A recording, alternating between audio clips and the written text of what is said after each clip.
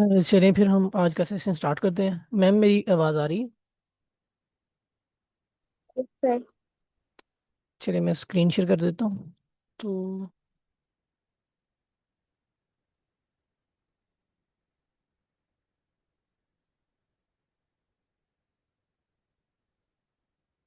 Ma'am screen भी visible है?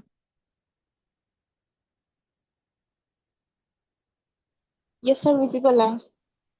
Thank you very much. अस्सलाम वालेकुम एवरीवन। आज का जो हमारा टॉपिक है डीएसए में, वो हमारा बाइनरी सर्च का टॉपिक है। तो सॉरी, यहाँ पे मिस टाइप हुआ सी प्लस प्लस में, लेकिन हाँ हम पाइथन में देखेंगे। लेकिन हम किसी भी प्रोग्रामिंग लैंग्वेज में देख लें, लेकिन जो बेसिक कंसेप्ट है बाइनरी सर्च का वो सिमिलर ही रहेगा। सिंटैक्स चेंज हो सकता है प्रोग्रामिंग लैंग्वेज के लिहाज से, लेकिन जो बेसिक कॉन्सेप्ट है बाइनरी सर्च का वो किसी भी प्रोग्रामिंग लैंग्वेज में सेम ही रहेगा, जो कि उसका काम है। तो सबसे पहले हम देख लेते हैं कि बाइनरी सर्च होता क्या है। अच्छा, आप में से कोई लीनियर सर्च के बारे में बता सकता है?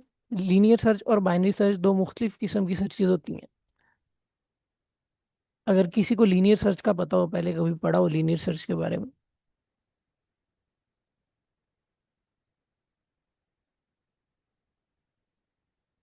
अच्छा, चलिए मैं बता देता हूँ दोनों कैसे होते हैं। अच्छा, जो लीनियर सर्च होता है उसमें हम जितने भी एलिमेंट्स हैं ना, मिसाल के तौर पर 10, 100 या फिर 1000, जितने भी नंबर हैं उन सबको चेक करके, एलिमेंट्स को वन बाय वन चेक करते करते हम अपने टारगेट नंबर को सर्च करते हैं। लेकिन जो बाइनरी सर्च होती है ना, हम उसमें क्या करते हैं, हम अपनी जो एरे है या फिर फॉर एग्जांपल है, एरे में कुछ एलिमेंट्स हैं, उनको हाफ कर लेते हैं। तो जब उनको हम हाफ कर लेते हैं तो हमारे पास दो अरे हो जाती हैं। तो उनमें से हम सेपरेटली सेपरेटली ढूंढ लेते हैं। इससे फायदा ये होता है कि जो हमारे एलिमेंट्स हैं उनको हमें कम जो अरेज हैं और नंबर्स ऑफ एलिमेंट्स हैं उनमें से एलिमेंट्स ढूंढने पड़ते हैं। तो इससे क्या होता है, हमें जो हमारा टारगेट नंबर है वो फास्टेस्ट फास्टेस्ट तरीके से मिल जाता है। और इसमें हम आगे क्या करते हैं, अगर फॉर एग्जांपल चार एलिमेंट्स की अरे है तो हम उसको दो दो में डिवाइड कर लेंगे, और आगे उन एलिमेंट्स को और तोड़ लेंगे। जैसे कि जो बाकी दो एलिमेंट्स होंगे उनको वन बाय वन स्प्लिट कर लेंगे। इस तरह हम एरे को ब्रेक करते जाएंगे उस लेवल तक जब तक कि हमें अपना टारगेट नंबर मिल नहीं जाता। तो इस तरह हमें अपना टारगेट नंबर आसानी से मिल जाता है। नहीं तो हमें, अगर हमारा टारगेट एरे और या फिर टारगेट नंबर जो है लीनियर सर्च में ढूंढना हो, तो फॉर एग्जांपल हमारे पास 10 नंबर्स हैं, तो हम वन बाय वन सारे नंबर्स को ब्रेक डाउन करेंगे, और एंड तक चाहे 10th नंबर पर भी टारगेट हमारा पड़ा हो तो वो क्या होगा, हमें 10th नंबर के बाद ही मिलेगा। तो इस तरह क्या होगा, हम एन नंबर्स तक जा रहे हैं।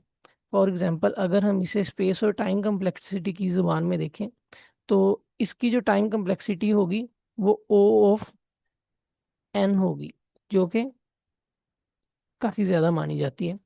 तो हम इसको कम से कम करना चाहेंगे।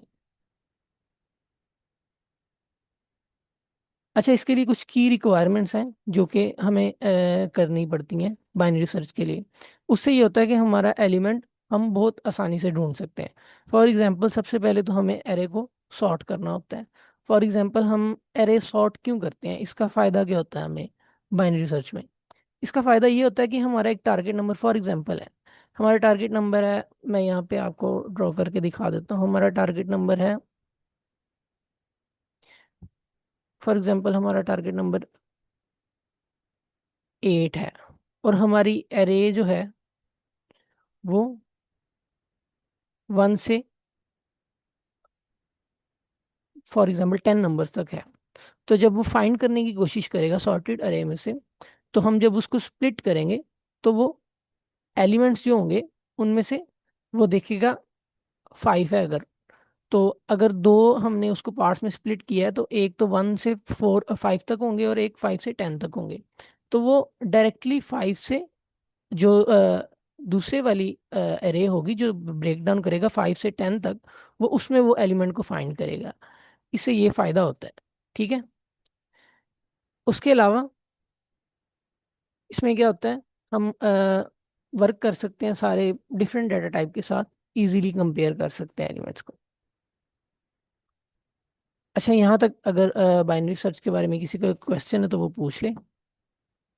अगर आपको बाइनरी सर्च के कॉन्सेप्ट में कोई भी चीज़ समझ ना आई हो तो आप पूछ सकते हो।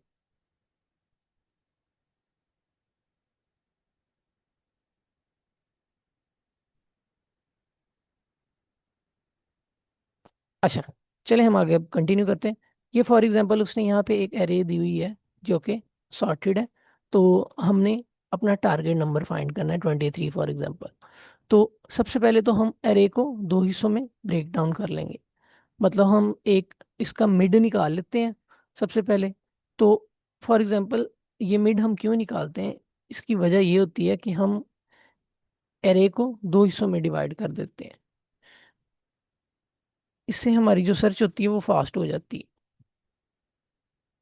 हम फॉर एग्जांपल मिड निकाल लेते हैं, मिड पॉइंट से फिर उस एलिमेंट को फाइंड करना आसान होता है इन सॉर्टेड अरे।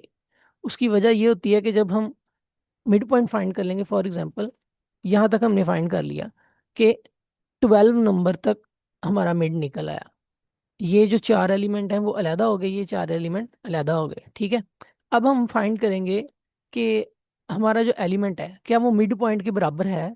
फॉर एग्जांपल अगर तो वो 12 के बराबर है हमारा एलिमेंट, नहीं है तो वो उससे सर्च आगे ही शुरू करेगा, क्योंकि वो एलिमेंट उससे छोटा है। तो वो इससे पीछे शुरू नहीं करेगा सर्च।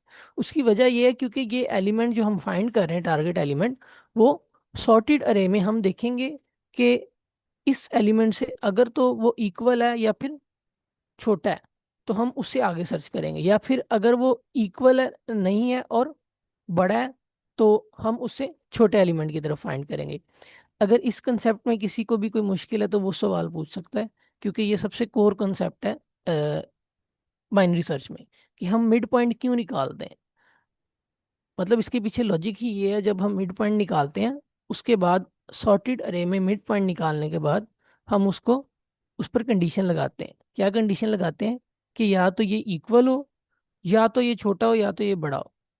तो अगर तो इक्वल नहीं है तो फिर वो छोटा होगा या फिर बड़ा होगा। अगर वो छोटा है तो हम फिर उससे आगे वाले एलिमेंट्स को फाइंड करेंगे। फॉर एग्जांपल अगर तो ये जो हमारा 23 है हम देखते हैं छोटा है कि बड़ा है, नहीं ये छोटा एलिमेंट है, तो हम इससे आगे फाइंड करेंगे। अब हमारे पास कितने वैल्यूज रहेगी, 16, 23, 38 और 56। तो हमारे पास सिर्फ चार वैल्यूज रहेगी, हमें सिर्फ अब चार वैल्यूज में से फाइंड करना पड़ेगा। और फॉर एग्जाम्पल अगर हमारे पास अगर हम दूसरी तरह कहें तो हमारे पास अगर उससे बड़ी वैल्यू है वो, फॉर एग्जांपल हम ढूंढ रहे हैं 5, तो वो हमने मिड निकाला 12, तो 5 बड़ी होगी 12 से। तो फिर हम सर्च कहाँ फाइंड करेंगे, ये पीछे वाले एलिमेंट्स में 2, 5 और 8 में, ठीक है। और अगर आप देखें इसको तो इससे हमारी जो टाइम कम्प्लेक्सिटी है वो काफ़ी कम होगी। आगे हमने सारे जो नंबर थे उनको सर्च करना ही करना था, ठीक है। चाहे हमें एलिमेंट पहले नंबर पे मिल जाता चाहे लास्ट एलिमेंट पे मिल जाता। लेकिन बाइनरी सर्च से क्या हुआ, हमने एक मिड पॉइंट निकाला और हमने स्टेप्स को ब्रेक कर लिया। क्यों ब्रेक किया, ताकि हम नंबर को और इजीली फाइंड कर लें, ठीक है। यहाँ तक सबको समझ आ गई। काइंडली अनम्यूट करके आप अब बता भी सकते हैं।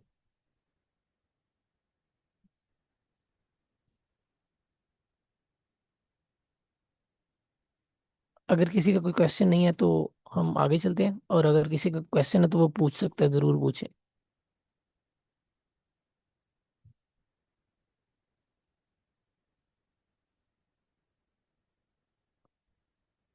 चलें हम आगे पढ़ लेते हैं। अच्छा, हम कोड के पार्ट को अभी उसमें देखते हैं पाइथन लैंग्वेज में, क्योंकि यहाँ पर सारा जो लिखा हुआ है वो सी प्लस प्लस में ही है, तो हम उसको अभी पाइथन लैंग्वेज में देख लेते हैं।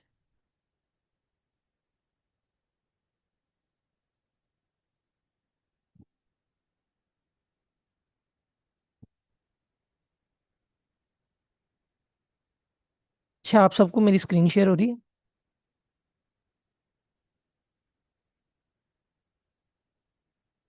काइंडली कंफर्म कीजिएगा मेरी स्क्रीन विजिबल है सबको।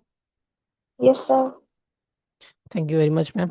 चलें, फिर हम अभी ये जो कंसेप्ट है बाइनरी सर्च का, उसका हम एल्गोरिथम देख लेते हैं कि बाइनरी सर्च का एल्गोरिथम कैसे काम करता है। ठीक है। अगर आपका किसी भी पॉइंट पे कोई भी क्वेश्चन हो तो आप मुझसे ज़रूर पूछ सकते हैं। ठीक है। आप सिर्फ माइक अनम्यूट करके और मुझे बता सकते हैं। चलिए हम स्टार्ट करते हैं सबसे पहले। तो हमने एक फंक्शन बनाया। फंक्शन क्या बनाया बाइनरी सर्च का? वो दो पैरामीटर्स लेगा। ठीक है। दो पैरामीटर्स कौन से लेगा? एक तो वो नंबर्स लेगा जो कि हमारी एरे है। ठीक है। या फिर हम इसको लिस्ट भी कह सकते हैं जो कि पाइथन में होती है, वो लेगा। दूसरा वो पैरामीटर लेगा टारगेट नंबर, जो कि हम इनपुट के तौर पर देंगे उसको। ठीक है। जैसे कि हमने यहाँ पे 7 दिया हुआ इनपुट के तौर पर। अच्छा, हम आगे देखते हैं क्या होगा। आगे यहाँ पर हमने एक वेरिएबल बना दिया लो, जो कि क्या, ये एक पॉइंटर की तरह काम करेगा यहाँ पे हमारे लिए, जो कि हमें शो करवाएगा कि जो हमारा नंबर है वो इस पॉइंट से हमें लेफ्ट पे होना है या फिर राइट पे। तो उसके बाद हमने सबसे पहले एक हाई वेरिएबल बनाया, जो कि हमें लेंथ बताएगा, पूरी जो हमारी लिस्ट की लेंथ बताएगा। ठीक है। तो अब हमने यहाँ पे एक कंडीशन लगाई सबसे पहले, कि अगर तो जैसे हमने पहले बात की थी कि अगर तो हमारा एलिमेंट जो है लो, फॉर एग्जांपल लो में है, तो हम सबसे पहले मिड पॉइंट निकालेंगे। वो क्यों निकालेंगे हम मिड पॉइंट? क्योंकि हम अपनी जो एरे है और जो लिस्ट है उसको हम स्प्लिट करना चाहते हैं दो हिस्सों में, ताकि हम उसको आसानी से अपना जो एलिमेंट है उसको फाइंड कर सकें। ठीक है। हम इसको अभी बाद में देखते हैं। सबसे पहले हम इनर कंडीशन को देखेंगे, क्योंकि ये सबसे जो सुपीरियर सप्लाई लाइन है, सबसे इंपॉर्टेंट पॉइंट्स इसके अंदर लिखे हुए हैं। ठीक है। तो सबसे जो मेन कंडीशन है, ये तीन कंडीशन है। सबसे पहले वो कह रहा है अगर तो जो हमारा मिड निकलेगा, फॉर एग्जांपल हमने मिड निकाला था, आपने देखा मिड हमने कैसे निकाला, हमने टू को डिवाइड कर दिया अपने जो लो और हाई से। जो हमारी लेंथ थी वो थी, फॉर एग्जांपल यहाँ पर हमारी लेंथ निकली, इसमें नंबर ऑफ एलिमेंट्स हैं 1 2 3 4 5 6, 6 एलिमेंट्स हैं, तो हमारी लेंथ निकलेगी 6। लेकिन हमने उसको माइनस किया 1 से और हमारे पास हाई में आ गया 5। उसके बाद हमारे पास लो में वैसे ही 0 था। ठीक है। तो मिड पॉइंट कैसे निकला कि हमने लो और हाई को प्लस किया तो हमने उसको 2 से डिवाइड कर दिया। फॉर एग्जांपल हमने जब इसको 2 से डिवाइड किया तो हमारे पास आंसर आएगा 5, सॉरी 5 डिवाइडेड बाय 2। तो हमारे पास आंसर आ गया फॉर एग्जांपल 2.5, तो वो 3 आ गया हमारे पास answer for example mid point के तौर पर। ठीक है। अच्छा, अब वो क्या कह रहा है? अब वो ये कह रहा है, ये आप चेक करेंगे अगर उसने जो नंबर्स है ना उसमें यहाँ पर मिड लिखा है, उसने कहा है कि अगर तो जो नंबर्स में मिड का इंडेक्स है, फॉर एग्जांपल अभी मिड में क्या है इस टाइम मौजूद, मिड में इस टाइम 3 मौजूद है। उसने कहा कि अगर जो नंबर्स हैं उनका जो मिड पॉइंट है 3, अगर हम 3 इंडेक्स पे देखें तो अभी है 5। ठीक है। अगर तो वो टारगेट के इक्वल है, सॉरी, अगर तो वो टारगेट के इक्वल है तो हमें क्या रिटर्न करेगा? वो हमें रिटर्न कर देगा, सिंपली मिड रिटर्न कर देगा, जो कि सॉरी जो कि पॉइंट नंबर 3 पर मौजूद है। पॉइंट नंबर 3 पर क्या मौजूद है? 5। ठीक है। तो वो हमें रिटर्न कर देगा सिंपली, अगर तो ये कंडीशन वैलिड होती है। ठीक है। सबसे पहले वो इस स्टेटमेंट को चलाएगा और वो ये चेक करेगा कि अगर तो वो टारगेट की इक्वल है तो वो सिंपली हमें सिर्फ मिड ही रिटर्न कर देगा, उसको बाकी दो कंडीशन चलाने की जरूरत ही नहीं है। उसे सिंपली मिड पॉइंट पे ही अपना टारगेट मिल गया। अच्छा, उसने सेकंड कंडीशन ये रखी है एलिफ, कि जो हमारा मिड है ना वो टारगेट से छोटा है। तो इस कंडीशन में क्या होगा कि वो मिड में +1 कर देगा। वो क्या करेगा? मिड में +1 इसलिए करेगा क्योंकि फिर वो नेक्स्ट एलिमेंट को फाइंड करेगा। जब ये दोबारा इधर से ये कंडीशन चल जाएगी एलिफ वाली, ये वापस आएगा यहाँ स्टार्टिंग में, फिर से वही लूप चलेगी। फिर वो चेक करेगा कि टारगेट नंबर इक्वल है मिड के, नहीं, फिर नीचे आया प्लस हो गया। एल्स मतलब ये कंडीशन भी तब नहीं चलेगी क्योंकि अगर वो नंबर उससे बड़ा नहीं होगा। फॉर एग्जांपल सेकंड कंडीशन में ये हुआ कि हमारा जो नंबर था, टारगेट नंबर, फॉर एग्जांपल हम कहते हैं हमारा टारगेट नंबर था 3, तो पहली दफ़ा टारगेट कंडीशन चली, इसके इक्वल है जो हमारा मिड है। मिड क्या आया था हमारा? 5। 5 उसके इक्वल है 3 के। उसने पहली दफ़ा चेक किया, नहीं था। ठीक है, तो वो अगली कंडीशन पे आ गया। उसने क्या चेक किया कि जो हमारा 5 है वो छोटा है 3 से। सॉरी, जो हमारा 3 है वो बड़ा है 5 से, क्योंकि जो मिड पॉइंट है क्या वो बड़ा है? नहीं। ये कंडीशन भी फॉल्स होगी। तो फिर वो थर्ड कंडीशन पे आ जाएगा, एल्स पे। ये मैं इस सिनेरियो के लिहाज से बता रहा हूँ, सारे केसेस के लिहाज से, वन बाय वन। अच्छा, अब वो आखिरी केस में क्या चेक करेगा कि अगर तो वो नहीं है, दोनों कंडीशनें रोंग होगी, तो फिर एक ही केस हो सकता है कि एलिमेंट छोटा होगा। ठीक है ना? एलिमेंट क्या होगा? वो अगर बराबर भी नहीं है, बड़ा भी नहीं है, तो क्या होगा? छोटा होगा। तो फिर वो क्या करेगा? वो जो हमारे मिड पॉइंट को ना माइनस करेगा। फॉर एग्जाम्पल हमारा मिड आया था 3, तो वो उसमें से -1 कर दे। तो क्या आया हमारे पास? 2 आंसर आया। फिर वो सेकंड पॉइंट पे चेक करेगा, सेकंड पॉइंट पे उसे क्या मिलेगा? 3। वो चेक करेगा 3 इज इक्वल टू मिड, तो ये कंडीशन ट्रू होगी टारगेट वाली। जब ये अगेन लूप चलेगी तो क्या होगा? हमारा जो है प्रोग्राम रन होके ये रिटर्न कर दे। ठीक है, तो ये थी इसकी छोटी सी एनालॉजी जो मैं समझाना चाह रहा था इस प्रॉब्लम के पीछे। तो इसलिए ये ज़्यादा इम्पोर्टेंट है। तो उसके बाद हमने इनपुट दी नंबर्स की। ठीक है, हमने नंबर्स में इनपुट दी है एक लिस्ट जिसमें कुछ एलिमेंट्स हैं, और इसमें हम निकालेंगे मिड पॉइंट। मिड पॉइंट निकालने के बाद हम ये सारी कंडीशंस को रन करेंगे अनटिल, जब तक हमें हमारा आंसर नहीं मिल जाता। फॉर एग्जांपल हमें हमारा जो बेस्ट केस सिनेरियो है उसमें हमारा ये है कि हमारी एक आइट्रेशन ही चलेगी और हमें ये सिंपली मिड टारगेट के इक्वल आएगा और आंसर मिल जाएगा। वो हमारा जो बेस्ट केस सिनेरियो हो सकता है, वो 0 ऑफ 1 हो सकता है। लेकिन इसमें हमारे पास ये 3 आइट्रेशंस भी चल सकती हैं, जिनमें सबसे पहले वो इसमें चेक करे, फिर इसमें चेक करे, फिर इसमें चेक करे, तो उसके बाद हमें आंसर मिल जाए। ठीक है, अब हम इस कोड को चला के चेक कर लेते हैं।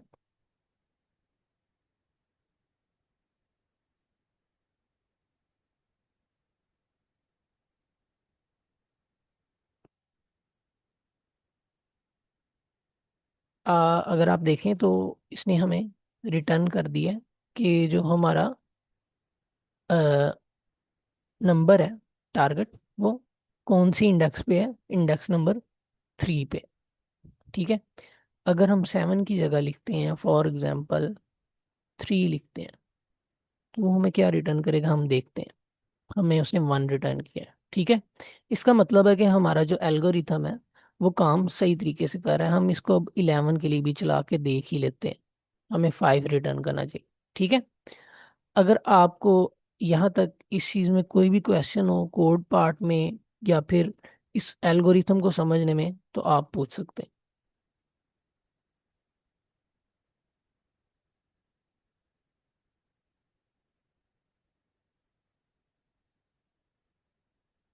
क्लियर है सबको?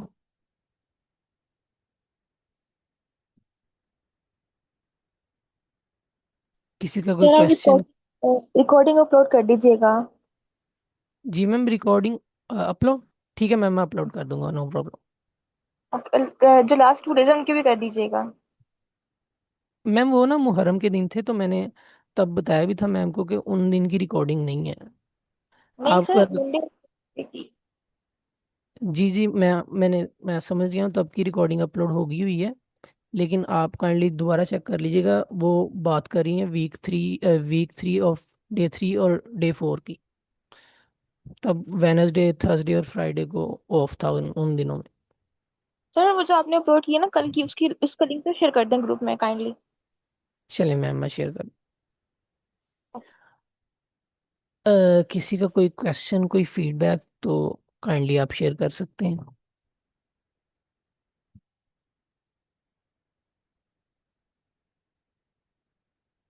अच्छा, ये बाइनरी सर्च का जो एल्गोरिथम ना, ये बहुत ही सिंपल और इजी वन है।